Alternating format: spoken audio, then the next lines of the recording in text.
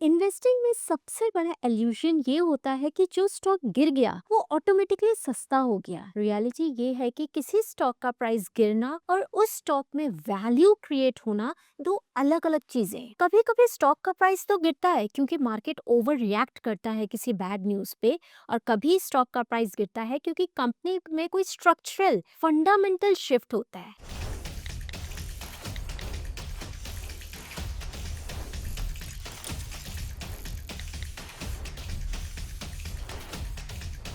As an investor ये समझना जरूरी होता है कि जो स्टॉक करेक्ट हो चुका है वो आपके लिए एक अपॉर्चुनिटी है स्टॉक को डिस्काउंट में खरीदने के लिए, या फिर वो एक ट्रैप है। इस वीडियो में हम तीन ऐसे स्टॉक्स को डिकोड करेंगे जो 40 से 60% तक करेक्ट हो चुके हैं। लेकिन हम सिर्फ ये नहीं देखेंगे कि स्टॉक्स क्यों गिर गए हैं, हम ये समझेंगे कि क्या ये करेक्शन एक टेम्पररी रिएक्शन है उस पर्टिकुलर कंपनी में, या एक डीपर फंडामेंटल शिफ्ट का सिग्नल है। और सबसे इम्पोर्टेंट, ये तीनों स्टॉक केसेस में रिस्क एग्जैक्टली कितना है और कहाँ पर है। हाय, मैं हूँ doctor Priyanka Sharma. I am a stock market mentor, a full time trader and investor. इस वीडियो का एनालिसिस मैंने काफी डीप रिसर्च के बाद प्रिपेयर किया है, तो अगर आपको मेरी ये फंडामेंटल इंसाइट्स अच्छी लगे तो चैनल को सब्सक्राइब जरूर कीजिएगा। तो चलिए शुरू करते हैं नंबर 1 स्टॉक से, जो है न्यूजेन सॉफ्टवेयर। न्यूजेन सॉफ्टवेयर एक आईटी कंपनी है जो बड़ी कंपनीज के काम को सिंपल और फास्ट बनाती है। ये ऐसे सॉफ्टवेयर बनाती है जो डॉक्यूमेंट्स मैनेज करने, अप्रूवल्स ऑटोमेट करने और कस्टमर कम्युनिकेशन हैंडल करने में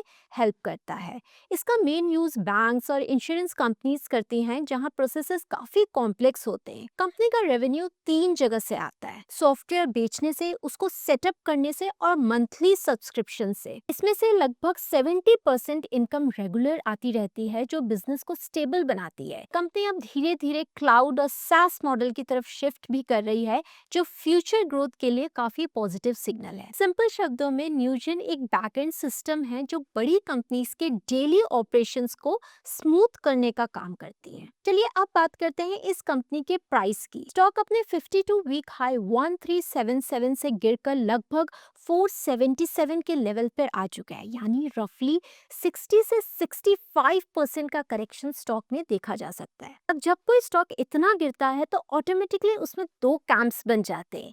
एक जो कहते हैं कि ये एक अपॉर्चुनिटी है, और दूसरा जो कहते हैं कुछ तो गड़बड़ है। ट्रुथ यूजुअली इन दोनों के बीच का होता है। अगर आप न्यूजेन के फंडामेंटल्स देखो तो बिजनेस वीक नहीं लगता है। कंपनी का रेवेन्यू पिछले कुछ सालों में 520 करोड़ से बढ़कर 1628 करोड़ तक पहुंच गया है। नेट प्रॉफिट 73 करोड़ से बढ़कर 303 करोड़ हो गया है। स्टॉक का अगर रिटर्न ऑन इक्विटी देखें तो ये लगभग 20.7% है। डेट टू इक्विटी सिर्फ 0.04% है, मतलब बैलेंस शीट तो स्ट्रॉन्ग है। SaaS टाइप मॉडल होने की वजह से रिकरिंग रेवेन्यू अभी 70% के आसपास है, जो कंपनी को प्रिडिक्टेबिलिटी देता है। अब अगर हम स्टॉक के प्राइस टू अर्निंग्स की बात करें तो ये लगभग 22 के लेवल पर आ चुका है, जो हिस्टोरिकली काफी रीजनेबल लगता है। तो फिर कंपनी में प्रॉब्लम क्या है? प्रॉब्लम नंबर्स में नहीं है, प्रॉब्लम नंबर्स से अलग है। अगर आप क्वार्टरली डेटा देखें तो एक चीज इमीडिएटली नोटिस होती है: कंसिस्टेंसी की कमी। ऑपरेटिंग मार्जिन से एक स्टेबल ट्रेंड फॉलो नहीं करते। कभी ये 33% है,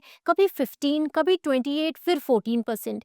ये सिग्नल देता है कि बिजनेस एग्जीक्यूशन परफेक्टली स्टेबल नहीं है। लेकिन असली सिग्नल यहाँ भी नहीं है। असली सिग्नल बैलेंस शीट और कैश फ्लो में है। कंपनी का ऑपरेटिंग कैश फ्लो FY25 में 215 करोड़ है, जो हेल्दी लगता है, लेकिन साथ ही बैलेंस शीट में करंट एसेट्स और रिसीवेबल्स एग्रेसिवली ग्रो कर रहे हैं। टोटल एसेट्स 1342 करोड़ से बढ़कर 2045 करोड़ हो चुके हैं। मतलब कंपनी रेवेन्यू रिकॉग्नाइज कर रही है, लेकिन उसका कैश कन्वर्जन उतना क्लीन नहीं है। ये सिचुएशन दो चीजें इंडिकेट कर सकती हैं: या तो क्लाइंट्स पेमेंट्स डिले कर रहे हैं, या कंपनी एग्रेसिव अकाउंटिंग कर रही है। दोनों केसेस में एक ही प्रॉब्लम है: अर्निंग्स की क्वालिटी क्वेश्चनेबल हो जाती है, और मार्केट अर्निंग्स के ग्रोथ से ज्यादा अर्निंग्स की क्वालिटी को वैल्यू करता है। इसीलिए न्यूजेन का केस एक परफेक्ट एग्जाम्पल है, जहां बिजनेस ग्रो कर रहा है लेकिन ट्रस्ट टेम्पररी वीक हो गया है। ये स्टॉक ना क्लियरली अंडरवैल्यूड है, ना क्लियरली एक ट्रैप है। ये एक वेट फॉर क्लैरिटी टाइप का स्टॉक है। चलिए अब चलते हैं अपने स्टॉक नंबर 2 की तरफ, जो है ग्लोबल हेल्थ यानी मेदांता।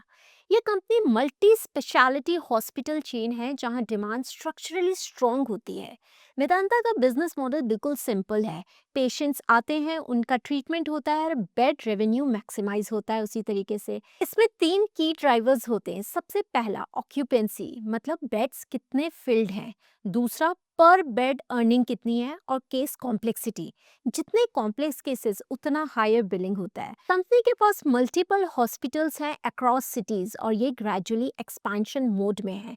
नए हॉस्पिटल्स ऐड करके कैपेसिटी बढ़ा रही है कंपनी। इस हॉस्पिटल चेन का रेवेन्यू मेनली आता है इन पेशेंट ट्रीटमेंट से, लेकिन आउट पेशेंट सर्विसेज और डायग्नोस्टिक भी कंट्रीब्यूट करते हैं टोटल रेवेन्यू में। तो अगर स्टॉक के प्राइस की बात करें तो स्टॉक का प्राइस 1456 के लेवल से गिरकर 1081 के आसपास ट्रेड कर रहा है। करेक्शन काफी हुआ है स्टॉक में, लेकिन स्टॉक का कोलैप्स नहीं हुआ है। और अगर हम कंपनी के फंडामेंटल्स देखें तो वो काफी स्ट्रॉन्ग लगते हैं। स्कैनिक्स में आप कंपनी के नंबर्स क्लियरली देख सकते हैं। देखिए, रेवेन्यू 1392 करोड़ से बढ़कर रीसेंट टाइम में 4283 करोड़ तक पहुंच गया है। नेट प्रॉफिट 33 करोड़ से बढ़कर 514 करोड़ तक ग्रो हुआ है। एबिटा की अगर हम बात करें तो एबिटा 170 करोड़ से 934 करोड़ तक बढ़ा है। रिटर्न ऑन इक्विटी लगभग 14% है और डेट टू इक्विटी 0.24 है, यानी मैनेजेबल है। मतलब सरफेस पर ये एक स्ट्रॉन्ग कंपाउंडिंग स्टोरी जैसी दिखती है, लेकिन वेदांता के पूरे बिजनेस को समझना जरूरी है। Hospital business inherently asset heavy होता है। यहाँ ग्रोथ तब आती है जब आप नए हॉस्पिटल्स बनाते हो, नए बेड्स ऐड करते हो, इंफ्रास्ट्रक्चर एक्सपैंड करते हो, और ये सब काम चीप नहीं होता है। चलिए अब कंपनी के बैलेंस शीट्स देखते हैं। कंपनी के बैलेंस शीट में टोटल एसेट्स 3146 करोड़ से बढ़कर रिसेंट ईयर में 4766 करोड़ तक पहुंच गए हैं। फिक्स्ड एसेट्स 1776 करोड़ से बढ़कर 2514 करोड़ तक बढ़े हैं। मतलब कैपिटल डिप्लॉयमेंट एग्रेसिवली हो रहा है। और यहाँ एक सटल शिफ्ट आता है। ग्रोथ तो विजिबल है, लेकिन मार्जिन्स और प्रॉफिटेबिलिटी शॉर्ट टर्म में प्रेशर फेस कर रहे हैं। क्वार्टरली डेटा में भी यही ट्रेंड दिखता है। ऑपरेटिंग मार्जिन्स कुछ क्वार्टर्स में 26% से स्लाइड होके 16 से 19% तक आ गए हैं। पॉइंट ये है कि क्या आप फ्यूचर ग्रोथ के लिए आज प्रीमियम पे करना चाहते हो, क्योंकि मेदांता का पीई 56 के अराउंड है। मतलब मार्केट ऑलरेडी फ्यूचर ग्रोथ को प्राइस कर रहा है। अगर एग्जीक्यूशन परफेक्ट रहा तो रिटर्न्स भी अच्छे आ सकते हैं, और अगर डिलेज आए तो वैल्यूएशन कंप्रेस हो सकती है। इसलिए मेदांता अंडरवैल्यूड तो नहीं है। ये एक ग्रोथ स्टॉक है जहां एग्जीक्यूशन रिस्क हाई है। चलिए अब चलते हैं थर्ड स्टॉक की तरफ, जो है एप्टस वैल्यू हाउसिंग फाइनेंस। ये एनबीएफसी स्पेस का प्लेयर है और यहाँ स्टोरी थोड़ी डिसेप्टिव लगती है, क्योंकि सरफेस पर ये ऑलमोस्ट परफेक्ट लगता है।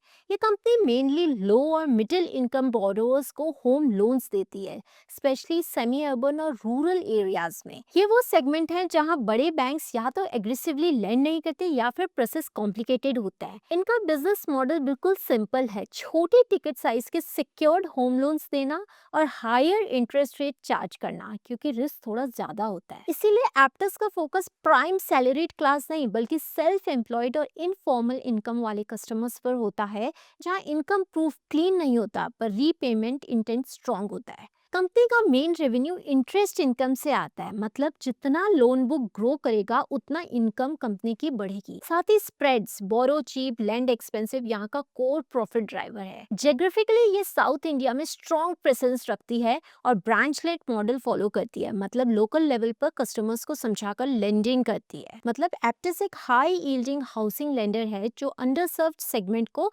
टारगेट करके ग्रोथ बिल्ड करता है। स्टॉक की अगर प्राइस की बात करें तो स्टॉक अभी 257 के आसपास ट्रेड कर रहा है और 1 ईयर में स्टॉक ने 23% का करेक्शन दिया है। एक बार कंपनी के नंबर्स देखते हैं स्कैनिक्स में। देखिए, कंपनी का रेवेन्यू 204 करोड़ से 2152 करोड़ तक ग्रो हुआ है रिसेंट ईयर्स में। नेट प्रॉफिट 67 करोड़ से 889 करोड़ तक बढ़ा है। ऑपरेटिंग मार्जिन अगर देखें तो वो लगभग 82 से 85% के एक्सट्रीमली स्ट्रॉन्ग जोन को इंडिकेट करता है। रिटर्न ऑन इक्विटी 17.4% है। प्राइस इज टू अर्निंग 13.8 और प्राइस इज टू बुक 2.63। मतलब वैल्यूएशन काफी अट्रैक्टिव लगती है। अब अगर आप सिर्फ नंबर्स देखो तो ये तीनों में सबसे अट्रैक्टिव बिजनेस लगता है, लेकिन एनबीएफसी बिजनेस नंबर से नहीं, रिस्क से समझा जाता है। एप्टस का मॉडल है बोरो करो और लेंड करो, और कंपनी का फोकस है सेमी अर्बन और लोअर इनकम सेगमेंट। यहाँ ग्रोथ हाई होती है लेकिन रिस्क भी हाई होता है। सबसे इंपॉर्टेंट सिग्नल कैश फ्लो से आता है। ऑपरेटिंग कैश फ्लो कंपनी का नेगेटिव है, -1405 करोड़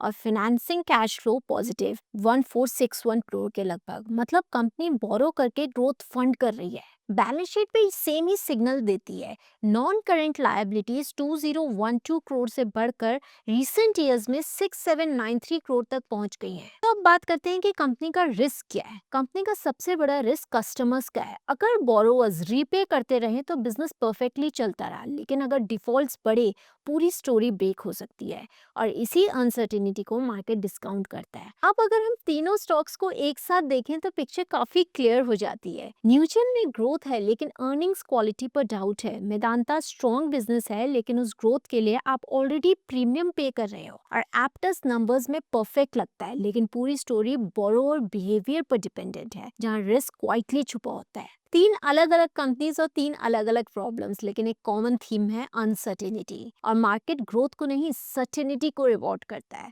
जहाँ क्लैरिटी कम होती है वहाँ वैल्यूएशन ऑटोमेटिकली कंप्रेस हो जाता है। इसीलिए नेक्स्ट टाइम अगर आप कोई स्टॉक देखो जो 40 से 50% तक करेक्ट हो चुका है तो सिर्फ ये मत सोचिए कि ये चीप हो गया है, प्राइस बहुत कम है, बल्कि आपको ऐसा सोचना चाहिए कि क्या ये एक डिस्काउंट है या फिर एक वार्निंग। क्योंकि हर करेक्शन अपॉर्चुनिटी नहीं होता, कभी कभी वो एक सिग्नल होता है जो मार्केट आपको समझाना चाहता है। चलिए इसी के साथ मैं इस वीडियो को एंड करती हूँ। अगर आपको ये वीडियो अच्छा लगा है तो चैनल को सब्सक्राइब जरूर कीजिएगा और कमेंट्स में जरूर बताइएगा क्या आपने किसी स्टॉक को सिर्फ इसलिए बाय किया है कि वो बहुत गिर गया है, और क्या फिर आप उस स्टॉक में ट्रैप हुए हैं। I will see you very soon in the next video. Till then, bye-bye.